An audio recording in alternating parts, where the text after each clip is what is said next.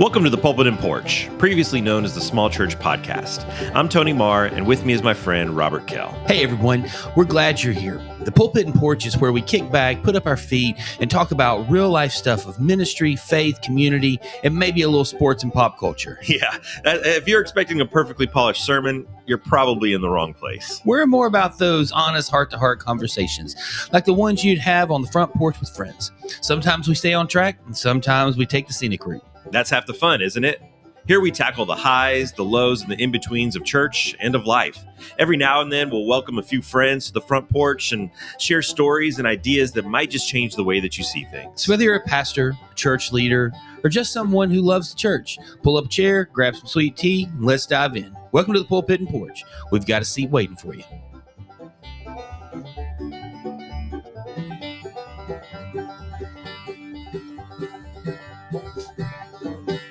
Well, welcome back into another episode of the Pulpit and Porch. My name is Tony Marr, and I'm your host, along with my good friend Robert Kell. And last week, we started a conversation on looking back and reflecting on 2024, lessons learned, favorite things.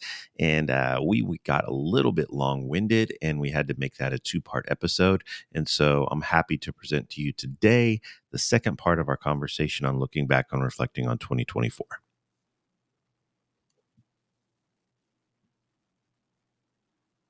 And so let's go from, we've just talked about some of our best media of 2024. Let's talk about our best moments of life.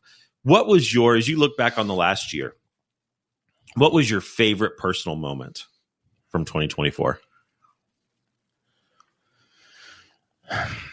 There's so many things. I don't know that I had anything that was just this groundbreaking, like blow the world up type of moment.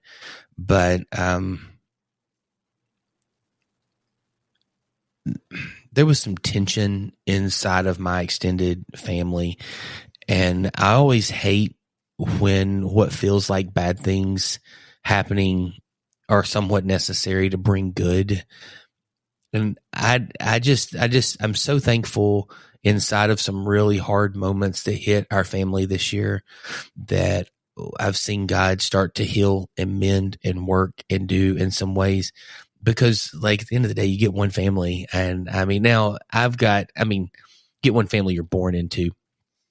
I've been very fortunate, blessed to be able to kind of start to piece together this other family that, friends like you and a whole lot of people are a part of that I get to live life with. And, this Saturday we're hanging out, all of our families. It's going to be a madhouse at the Marr plantation, but we're going to all get together and play games and hang out and do stuff, and those moments are so big to me. But I love my family and I care deeply, and I want to see them. I want to see us love each other well. I want to see us love our kids well. I want to see our kids and my nieces and nephews and great nieces and nephews all. And so that was probably the biggest thing for me. It was just inside of something that's really, really hard. I saw God do some things that were really, really beautiful. So that's really cool. Go for it. Yeah, go for it there. What you got? Yeah, I mean, for me, there were many moments that I will remember for a long time. We'll start kind of shallow. That the Dodgers winning the World Series was a really big deal. I invest a lot emotionally. Yes, you do. Physically, personally. Celtics won a title. I get it. Those are good things. I invest a lot into that. And we're 6 weeks from the start of spring training. And we were talking about it last night. And I said to my wife, I kind of just want to sit in the championship for a while. Normally I'm counting down till spring training because it's been a disappointment. And this year I just want to rest in this for a while. And so that was really big. That was a great personal moment for this year that I'm still on a high about. And I've gone back and I just went back and watched Game 5 again the other day, and especially the fifth inning. It was a great inning. But really, there's some other great moments. Like I said earlier, our daughter's graduating from high school. But for me, my top moment of 2024 would be that I got to baptize my daughter McKenna this year. And so that was, not only did she graduate from high school, but getting to be a part of that and see that profession of her faith in Jesus and be a part of something that I had prayed for 18 years. was really great to be a part of. I also got to baptize my son, Isaac, when we were on our family vacation in California this summer. And we did that at Pirates Cove in California. So that was incredibly cool to be able to be a part of that and share that moment with him and all of our family as well. So that would be my highlight of 2024. That's a really good thing. Was there anything unexpected that kind of popped up? And this might actually kind of even relate into maybe that unexpected thing was something that was really memorable with family or community, or maybe those are two separate things for you. Yeah, I think unexpected losing Bruce was unexpected. And that was something that I think shaped a lot of this year for me personally and professionally. It required us to make some big changes here on the show, but more importantly, it was someone that had been a fixture in my life for 25 years. And so losing him was a big deal. And not only just the loss of him, but we really kind of lost him before we lost him. Yeah. And so that was hard. That was difficult. But in that, there were times for me to sit back and reflect on what all he'd meant to me and the influence that he'd had on my life, how he shaped me into the person that I am, that I think we miss in the moment. You know, when you're just going through life and you're seeing him once a week to record a podcast, that you often forget about the impact that people have in your life. So from something very unexpected, turned out to be, I wouldn't say, obviously I would rather have Bruce back than to have those reflections, but to be able to sit and really think about the moments that I shared with him, the impact that he made on me from an 18-year-old adolescent, really onward, was huge. How about for you? Yeah, I mean, I think that this is one of those moments for me where it's this reflection inside of probably my kids a little more, like you were mentioning a minute ago, and mine are all upticks. I mean, mine are things that, one of my kids got to spend last summer really seeing part of the country and doing some stuff. And there was a thought that when he got home, he would be heading one direction. And when he got home, it went a totally different direction. And that has been such a blessing. And he has just excelled. And in that, some things that, man, we thought that one choice that didn't pan out would be the thing that led to some other opportunities and stuff like that. And those opportunities have continued to come around anyway. And so I'm just really thankful for that.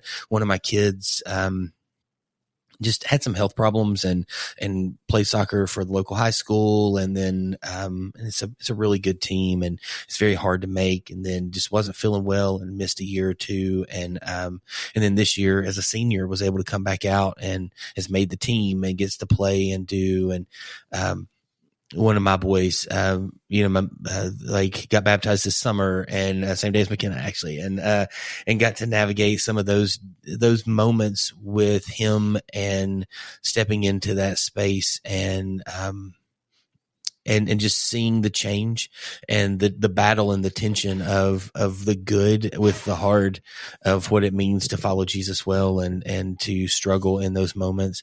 And those have all been really, really, really, like you said, unexpected. I mean, it's just moments of, I didn't know how those things were going to play out. Didn't even know if they were going to play out. Didn't know how they were going to happen. But God's just continuing to do some things in mine and Melissa's life with our boys that just really, really kind of a cool space. What was there something that you experienced within the community that brought joy to your year? And I've got a bunch on this, so if you're at a loss for words, I can probably cover the next 45 minutes. I would say the thing that for me, inside of something that was incredibly hard with the damage that happened in our community, seeing the community rally around each other, seeing everyone it crossed a ton of lines that I think sometimes are there. And I think that's the thing, is just seeing everyone really show up in a moment that was just really, really good. Because I think that, like, a lot of the unexpected things, I probably tied three questions into one with my last answer. But yeah, those are kind of where I'm at. You did jump the gun a little bit. Well, I think that all of those for me kind of felt like I could have done one per kid, I guess, but all those felt like a lot of just like in those moments, the blessings, the things that were memorable for my family and community, and just how, unexpected, how did God show up in unexpected ways this year? I think all of those kind of rattle into this little, because there's just some things that, it's probably a little too I'm pretty much an open book. These are probably a little too personal to share, but I mean, there's a couple of things over the last year, like things that I literally walked into a room and I had reminders set up and things that I prayed for every day and for months. And then I thought, okay, I may be overthinking that. So I'm going to pull off of, and maybe I've gotten my answer, and I'm going to pull off of this every day, and I'm going to reflect in a little more. And then I see God working in that, in moments where it wasn't that I stopped. It wasn't that I was like no longer, that shameless audacity of Luke 10. It was just something of, I felt this, just the Holy Spirit going, hey, this isn't the space for you to continue to kind of this aggression of what you're doing. And so I pulled back a little bit on that prayer. I felt like I had an answer for a season.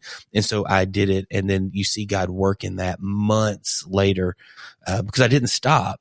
I felt like I had an answer in that season, for what I needed. And I prayed more weekly instead of this multiple times a day type thing of where I was. So, there's been some really good stuff that, like I said, might be a little more personal than I would want to share here. But anyway, now since we get to log in and we're going to miss lunch with what you're about to share, let's get going. We're going to pull the curtain back on the Pulpit and Porch a little bit. That we work off of an episode outline. Yep. That we create over the course of. It doesn't happen on the fly. And so we're broken down into segments. Typically we break it down into segments, and under each segment, we have a title for that segment. We have kind of a key thought for that segment. Oftentimes a couple of key thoughts, and then some discussion questions for that segment. And so we've already hit segment 2, which was Best of Media 2024, books, movies, TV shows, podcasts. And then right now we're in segment 3, which is Best Moments in Life. And then we've got 4 discussion questions there.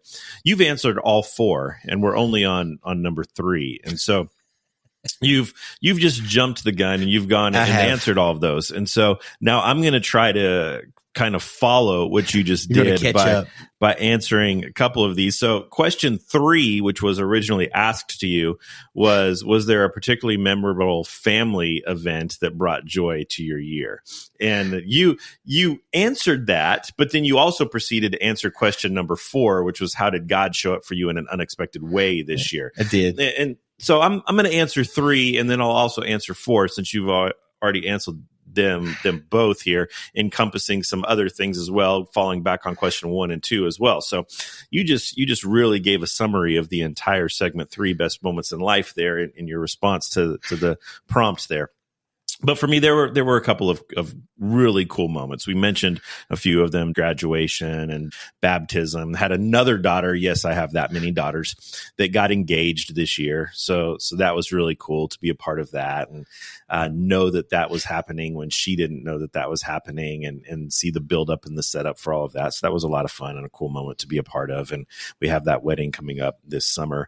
Another moment that I put as I was reflecting back is, my wife, she's a real estate agent with Keller Williams Realty, which is, I think, still the largest real estate firm in the country. I think they do more than anything else. And they had their big national conference was out in Las Vegas last year. And she, out of the hundreds of thousands of agents that she was given an award, she was nominated by her local market center, which is the Tri-Cities area here, which even that has several thousand agents. And then she was nominated that for the regional award, which is I mean, Tennessee, Georgia, North Carolina, South Carolina, Alabama. I mean, everything in the Southeast region. And she won this award. I don't remember what the exact name of it was, but basically like she's the best person in Keller Williams is basically what it came down to. It's about time they realize what we've known the whole time. That's right. And that was, and she just said it like it was, oh yeah, I won this award. And it was, it was a very cool moment for me being married to her to see. I'm so glad that everyone else realizes and recognizes what I see in you every single day. So we had a lot of really cool family moments this year, from graduations to baptisms to engagements to Amanda being honored in that way as woman of the year. It wasn't woman. I don't remember what it was. Some big award that's awesome. Basically, she's really cool. Now, how did God show up in an unexpected way this year? I'm going to piggyback right off of what you said, and seeing the way that very unexpected when a hurricane hits the mountains and creates an unprecedented flood that really flipped our community on its head. But to see the way that our community responded, to see the way that people reacted, and the way that it brought people together that probably had never been together before, to see the way that people responded to serve, to give of themselves, and to care for the welfare of other people, a lot of times strangers. Really, if you haven't picked up on this through the last almost 2 years of this show, I tend to be very cynical. A lot of life has left me jaded, and there are many times when I go to bed at night and as I'm closing my eyes and laying my head down, I say, God, I think that we're too far gone. And that was a moment that kind of restored my faith in the human spirit and in humanity. So that was very unexpected, in a way that God showed up in pretty miraculous ways there. And I know for me, gave some hope that maybe we're not completely too far gone. Maybe there's still some hope for this crazy third rock from the sun. Yeah, and it was really special and thankful that I got. And then we went into an election season that completely kind of in the early stages of that. It's I guess we're about a month. We were probably a little over a month in, and then that the election happened. We were well into all of the childish antics of the people who were running, but that was not an easy moment, I guess, in the middle of all the hurt and hard here, to kind of have our area kind of leveraged as a political tool in that moment. But yeah. Segment 4, best moments from the Pulpit and Porch podcast. Or you could put in parentheses the Small Church podcast, because at the beginning of the year, we were not the Pulpit and Porch. Yeah. What was your favorite episode of this last year? We did 52 of them. Yeah, we did do 52 of them. And it definitely would have been one where we had a guest, of course. And because I just love getting to learn and kind of sit. And I've thought through this a bunch, because there was some crazy good people that stepped in and sat with us and shared. I just love stories. And I think that Tim probably really, and that was pretty recent. I mean, just 5 weeks ago. But, I looked back like way to the beginning, and, we just had so many good people come in. Nava came in and did a second round with us, and so much good stuff. And, but I just loved, and I think the thing that I loved, and this is something you and I've talked about a little bit, like through a YouTube video that I sent you, and some different things of just this, how do we get back to ministry and caring and loving people the way that we need to? And so many people are just like, we need to start to like the podcast or the YouTube video I sent you, the guy was like, we need to care for people like our great grandfather cared for people. We need to go back to shaking hands and sitting across the table and meeting people. And Tim really kind of, hey, I remember growing up and just sitting across the street and hanging out with our neighbors and living life with people and these front porch versus back porch communities. And I just, that's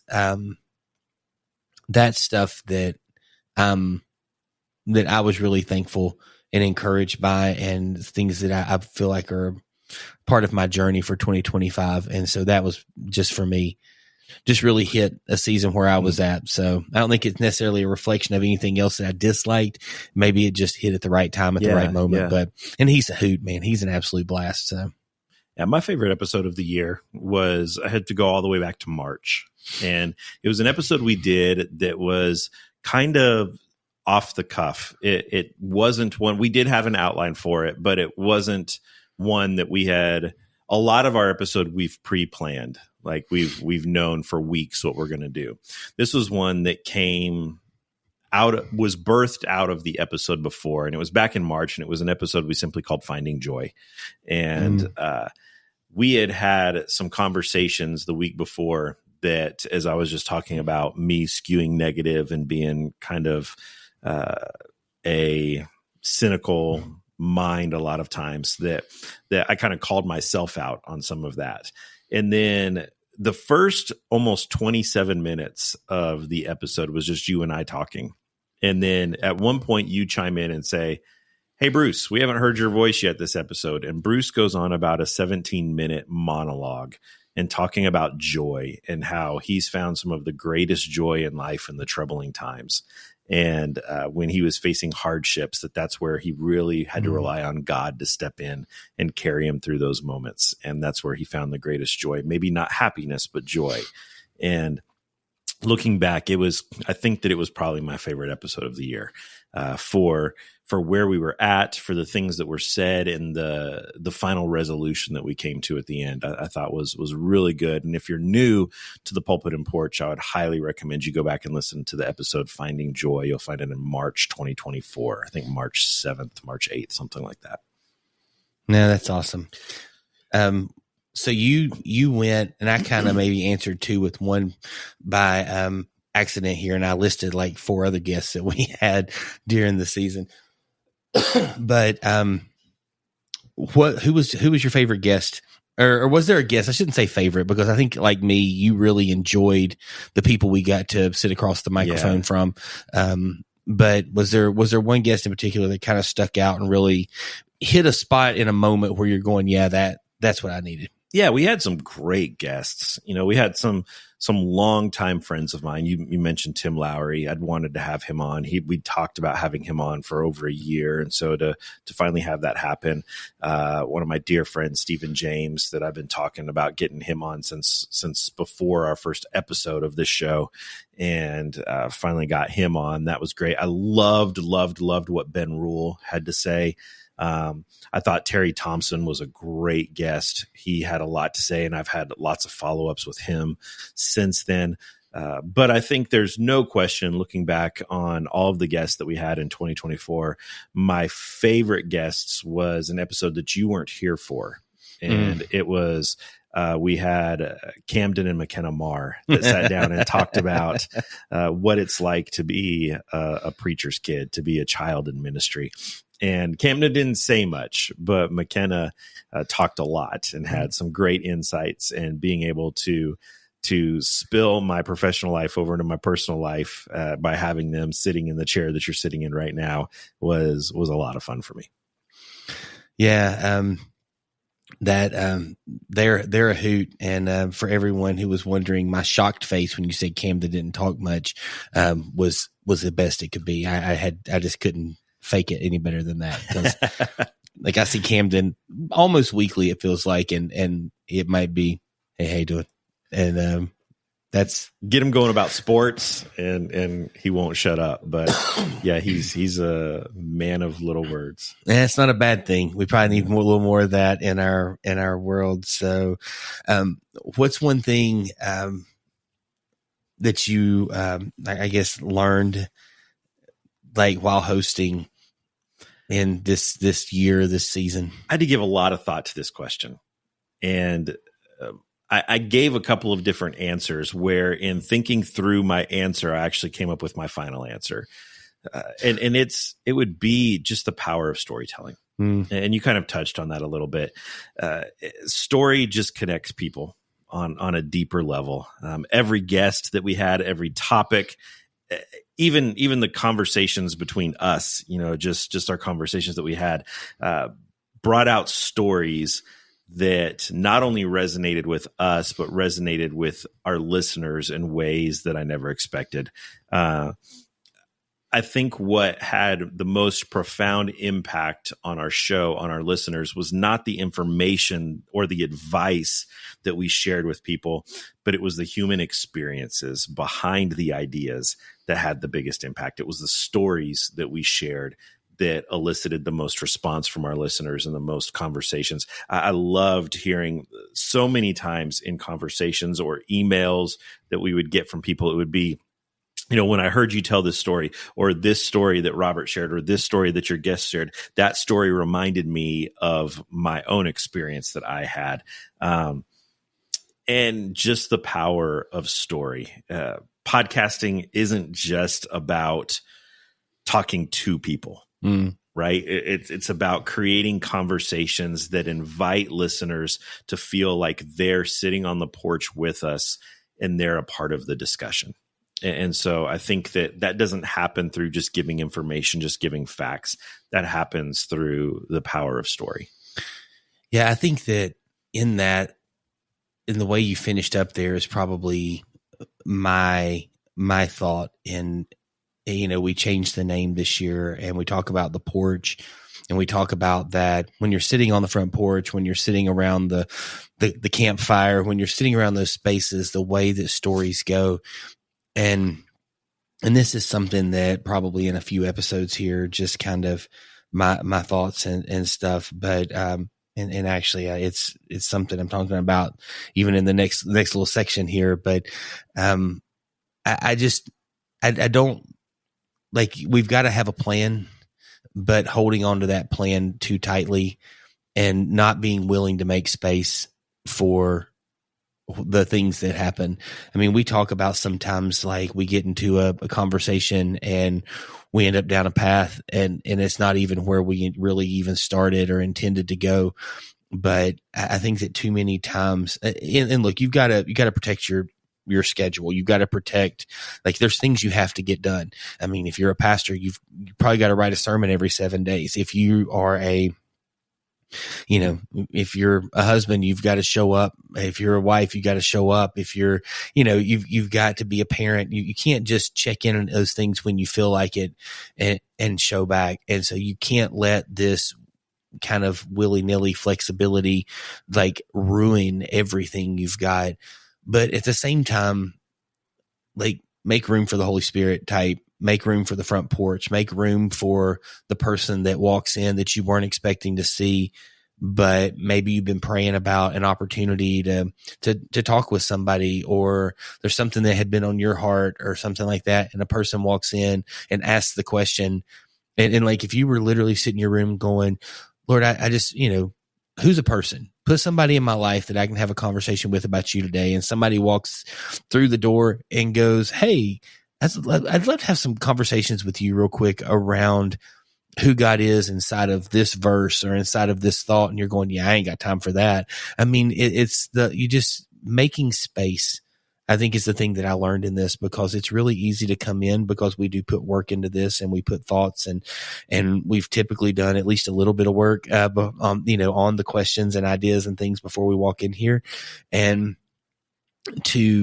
to kind of sit in that space and just go, nope, I'm going to only do this, is something that I feel like has really kind of shaped me this past year, but also challenges me to go, okay, when do I need to be flexible? When do I not? And how do I kind of step into those spaces? Yeah, that's great.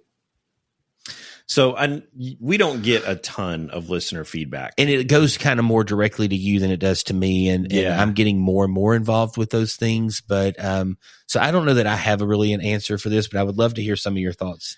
Yeah, I was looking, we did we did 2 whole episodes on answering listeners' questions that came through. And so I didn't want to dive into a lot of that, but we got this message that I'm actually just going to read it, part of it, from a listener named Tim, who wrote into our website, sent something through our website, which we ask our listeners to do at the end of every episode. And it very rarely happens. But we did get one from our episode. And I actually think that we did a couple. It was meant to be one episode, but turned into a couple on navigating growth. Yeah. And this person said that they just talked about how they've been struggling with growth in their own ministry, that they've been feeling overwhelmed, underprepared, and honestly just stuck. Said our conversation not only gave them practical steps to move forward, but also reminded them that they weren't alone in the challenges that they were facing. They said, it felt like you were sitting on my front porch talking directly to me, and it gave me hope to keep going. And that's why we do this, is for those kind of comments. And it matters really what we do. You know, we put a lot of time into this, and there are times when we have the same feelings that I think all of our listeners have, that you spend hours and hours and hours writing, preparing, getting ready for your message on Sunday, and everything that goes into running your church and creating a positive experience for people. And then you go, and so often Sunday afternoons are the most depressing time for people in church leadership, because you go home and you sit there and you say, I spent all this time and I don't know that anybody got anything out of what I just said. And there's a reason that Sunday nights and Monday mornings, I think there was even a book in ministry written in the late 90s, early 2000s that says, don't resign on Monday morning, you know, give it until Tuesday. And if you still feel that way on Tuesday, then, you know, let's reevaluate. But it's tough. And there are times on this show that it can feel like, man, we put a lot of time into this. You drive all the way out here every week and spend a couple hours sitting in this chair and everything that goes into pre-production and post-production and all of that. And there are times where you can sit and think, is anybody really getting anything out of this? And to get comments like that, few and far between, give you the motivation and inspiration to say, yeah, this really is making a difference in someone's life and someone's ministry, and it's worth it to keep going. And so it doesn't take a lot. It doesn't take a lot to get that. And so I want to encourage our listeners out there, if you're in a place this year saying maybe it wasn't just this last week that you felt like nobody got anything, but maybe this last year you felt like, what am I doing? My hope and prayer is that you get just a little bit of encouragement, that a note, a line, maybe it's just even a comment on a social media post or something that gives you some insight into the fact that what you're doing all the time, all the effort, all the energy, all of the blood, sweat, and tears that you pour into what you're doing really does make a difference in the lives of the people. Yeah, and Tim, that means a lot. If you're listening, that means a ton, because, man, I am where you are right now. I'm sitting in a space, and I don't honestly, I don't even know what the next question or the next episode in my brain. Some of this I feel like is in there, but I'm sitting in a space where I'm in a season of change, and I want to be faithful in ministry, and I want to be faithful to what God's calling me to. But it's been a tough year, and some things have been really hard, and I'm sorry you're going through that, but I do know that, sometimes the hard brings about some really big change that makes all the difference in the world. And I've gone through some change this year that I never wanted to go through. I did things a certain way because I enjoyed who I did it with and why I did it and what I got to do there. And when those types of things change, you start to question some stuff, and it's impacted like everything from attendance to quality to, I mean, so much stuff has changed over the last year and a half. And, but in that has brought some really great people, some great things that I'm excited about where it's going. And so it means a ton. You wrote in and shared that. Thanks for being real open there. And if there's everything we can do, reach out. I'd love to chat on the phone, whatever, and just see how we can encourage each other and, answer questions maybe we both got going on. Yeah, let's transition to our final segment of the day, of the discussion, and that's what are some lessons that we've learned and things that help us to look ahead towards 2025. And so I'll just jump right out. What was the biggest lesson that you learned in 2024? I kind of said this a second ago, and that's where I was trying to be careful because I didn't know what Tim's thing was. But man, hold things loosely and be consistent. Show up, do the things you need to do, but hold things loosely to give God a chance to change some things if He needs to. Yeah. That's it. Yeah. What about you?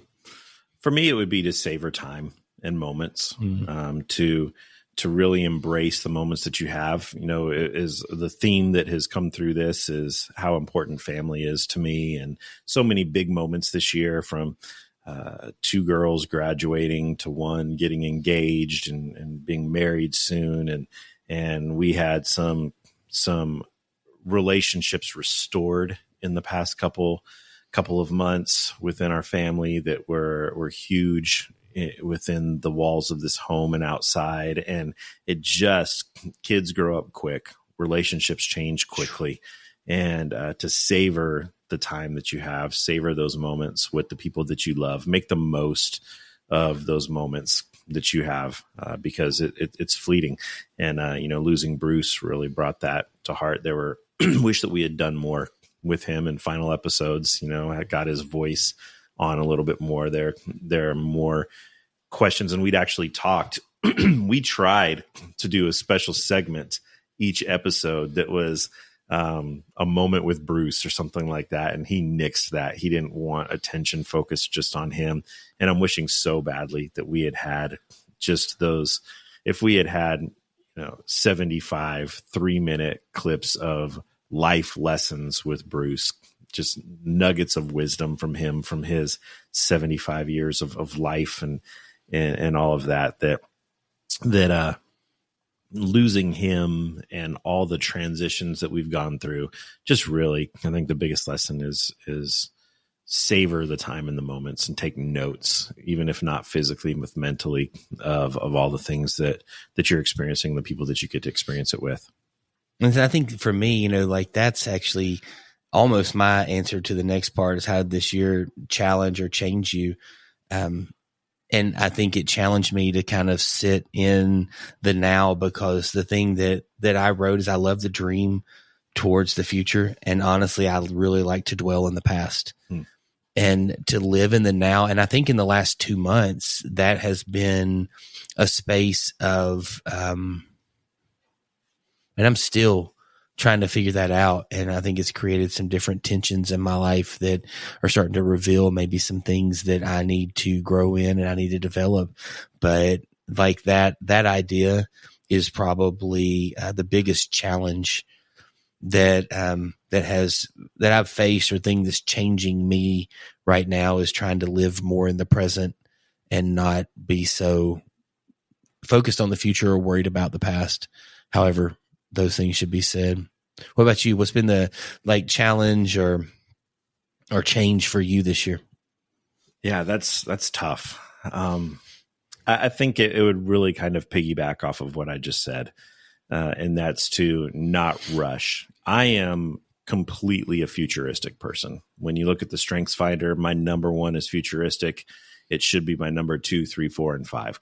That I am a visionary to a fault, and I tend to not take time to slow down and embrace the moment that I'm in, because I'm so focused on where we're going and what's coming next. Getting to the next thing instead of just living in the moment. And so I think, savor the moment, savor the time, embrace it, stop and reflect on it, take a lot more pictures. And I think that would be my biggest lesson and biggest thing in looking back. And it was hard for me, because this episode and preparing for this episode was difficult, because there were so many things that if you had just asked me off the cuff, we said at the very beginning, I had to prepare for this more. I had to put more work into this than anything we've done in a long time. Because if you had just asked me these questions without looking, I probably couldn't have answered a lot of these questions. And so that was sad for me that these amazing, incredible moments weren't readily available on my memory and in my heart, that I had to dig for them. I had to go back for them. And I want to be more present in the moment, a lot of what you said, and embrace the now. So how does that excite you? Like, how does those thoughts and things, what's really exciting you now for 2025 as we're 36 hours away from it here? Yeah, I think we've got a lot of opportunities ahead of us in 2025. We've had, over the course of the last month, 6 weeks or so, we've had some people reach out to us for opportunities for our show. You and I have talked about some other ideas that we have for things going forward, other projects, independent of the Pulpit and Porch, but some things that I think we're really excited about. I think that there are some really cool things on the horizon that I think 2025 could be a great year and an exciting year for us. Yeah, I think, I'm excited about what's going on here. A lot happening at the church that I'm excited about. There's some good things that are there. But, really, I think when I was answering this, I love some of the opportunities that my boys have. And some things that Mel's been working on that she is going to get to do. And I'm just looking forward to the journey and kind of seeing those things kind of pop up in the world and what happens and goes from there. I'm marry off a daughter this year. That's going to be interesting. Yeah. Yeah. I thought that I would be a complete basket case, and I'm actually excited. Yeah. I think and I've never heard anything but good things. And so, but I think that when your kids find somebody, my boys, Landon's old enough, but the other two, not really at a place where at 17 and 16, I'm looking for them to settle down and, King David style, 15 and get married, whatever. But, I'm just kind of like, I'm ready for this.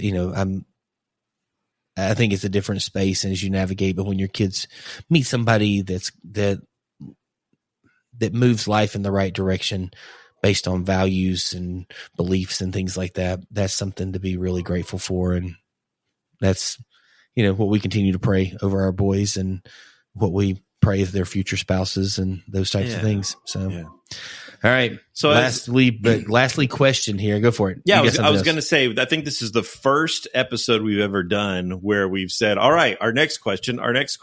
Normally we try to make it seem like we don't have an outline that we're following. And this question, but also in fairness, there's no headings at any of these. You mentioned that, like, here's a key thought.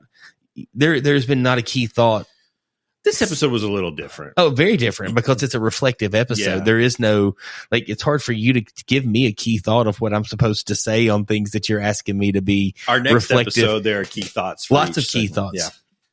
Yeah. So my final question in segment 5, lessons learned and looking ahead, was really kind of just a teaser question that it says, how can we all take the time to reflect and prepare for the year ahead? And the best answer to that is stay tuned to the Pulpit and Porch podcast, because our next episode is going to be discussing that very topic.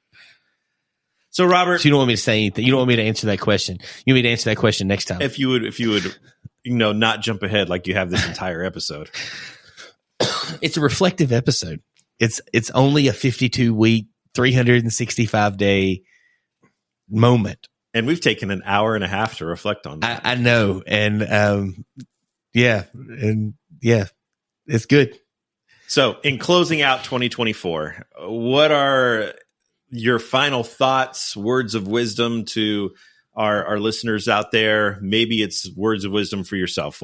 Any final closing thoughts that you have as we wrap this up? No, I think I've said kind of my things. I am crazy excited about what the future is. And I think the biggest thing, and I've tried to say this, and when I'm saying hold things loosely and stuff like that, has been these spaces of learning to live in the moment. And I'm pretty pumped about about that as I continue to grow in that space and in that area of my life. So you? Thanks to our listeners who make this possible. If nobody was listening, we wouldn't be doing this. And so it's one of my favorite things to do each week is get to sit down with you and have these conversations and these discussions. I'm really excited about some of the things that we have planned for next year with this show that we'll talk more about in our next episode. And just thanks to our listeners. You guys make this possible, and keep sending the feedback our way, because it, just like you love getting it from people in your churches and in your circles of influence, it keeps us motivated to keep going and keep doing this. So thank you for that. And with that, we are going to wrap up 2024 on the Pulpit and Porch. And again, thank you for being a part of the show. Thank you for giving us a voice and an opportunity to share some of our thoughts and introduce you to voices that maybe you wouldn't have heard before. We want to encourage you that as you're wrapping up your 2024 or beginning your 2025, whenever you're listening to this episode, we want to just encourage you to like the Pulpit and Porch podcast, subscribe to our podcast wherever you listen to your favorite podcast, and join the conversation. You can find us at higherministries.com or on Facebook and Instagram at Higher Ministries. And reach out to us, share your thoughts. We'd love to know if you've seen a good movie in the last year that maybe we've missed that you would highly recommend, or you have other suggestions for favorite things. Until then, keep joining us on the porch every week. Every Tuesday at 6 a.m., we bring you a new episode, and we look forward to continuing those discussions. Happy New Year and happy 2025.